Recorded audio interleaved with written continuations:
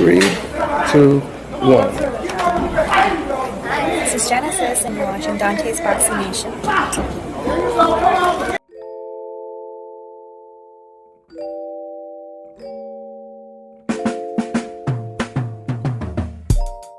Dante's Boxing Nation, what's going on, guys?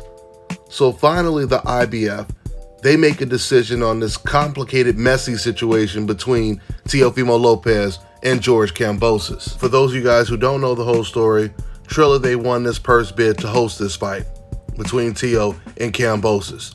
They spent $6 million to win the purse bid.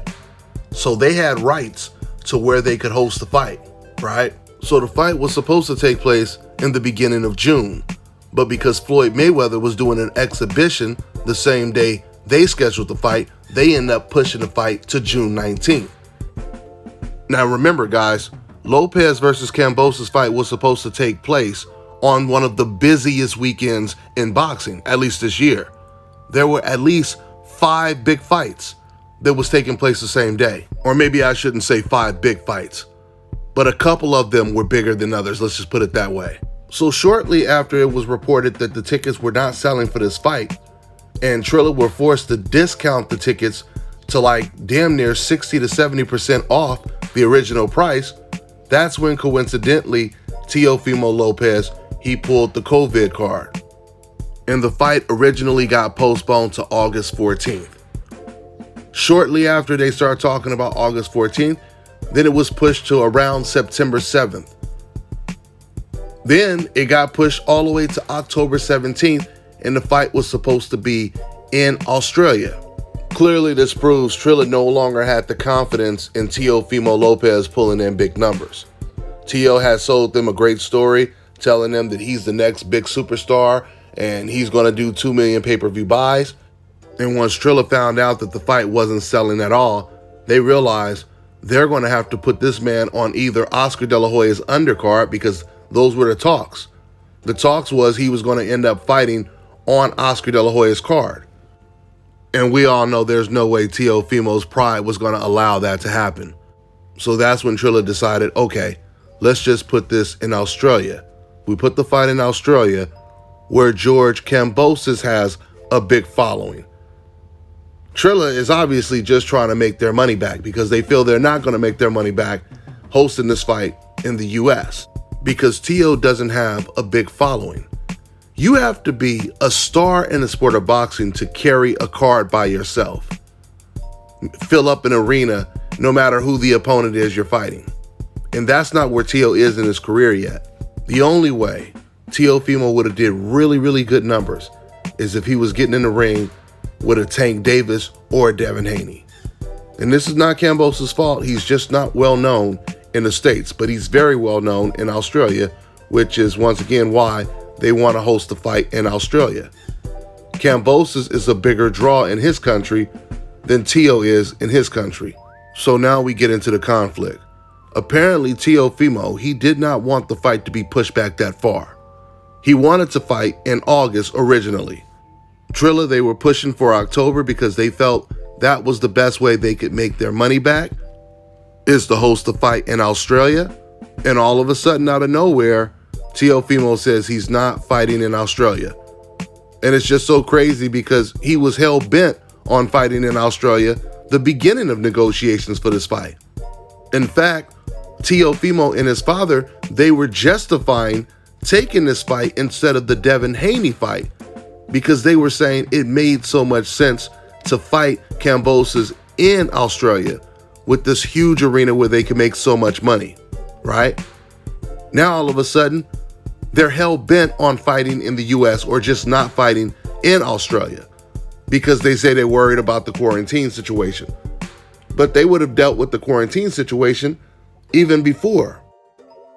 So this is when Teofimo Lopez starts threatening to just pull out the fight completely, vacate the belt if he doesn't get his way, right? So then it was up to the IBF to make a decision. There were talks that there was a deadline to make this fight. And if Triller didn't meet that deadline, then Triller would lose the power to host this fight, and the second place bidder would be able to host it if they chose to do so. So the IBF president came out and he decided to give these fighters till October 17th to make the fight come to fruition. He gave them 15 days to turn in a contract. If Trilla doesn't turn in a contract within 15 days, then they lose this fight. The IBF also ruled that this fight cannot take place in a country where you have to do quarantine. So that means Teofimo, at least he got what he wanted when it comes to not going to Australia. Now, real quick, it's funny because you could tell that now Teofimo, after doing the press conferences with Kambosos, after doing the face-offs, after them going back and forth talking, you can clearly tell that Teofimo, he now sees this as a very dangerous fight. Because before, once again, he was willing to go to Australia, right? I mean, just recently he was talking about not wanting to go to Australia now because, you know, all of those fans are against him and they're saying that he's not the undisputed champion and all of these ridiculous things. It tells you that he's thinking he could possibly lose this fight, especially if the fight is close. But on paper, this wasn't supposed to be the type of fight that was so competitive that you have to worry about someone having this small edge like the fight being hosted in their backyard. I mean, Teo was guaranteeing a third round knockout. So clearly he's been a little bit rattled after meeting Kambosos and getting to know him a little bit more.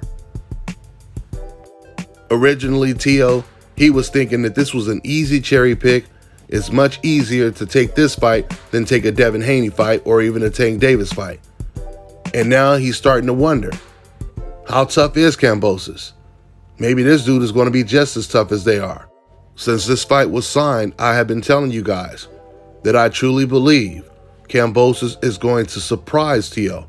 I don't know if Kambosos is going to win, but Kambosos is going to surprise Teo by making this fight a lot more competitive than Teo thought, at least before the press conferences and the face-offs took place.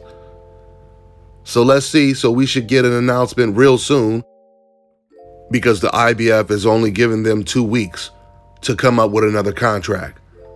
So that's all I got for now, guys. I'm on to the next one. Fellas, I've got some great news for you. If you've lost your hair or have a receding hairline, the time has come when you can finally get your hairline back through a process called scalp micropigmentation. So here's how it works. It's a hair tattoo that replicates the look of your hair follicles when you have fully shaved it down. So to get this hookup, make sure you follow and contact my man Scalp Carolinas on Instagram.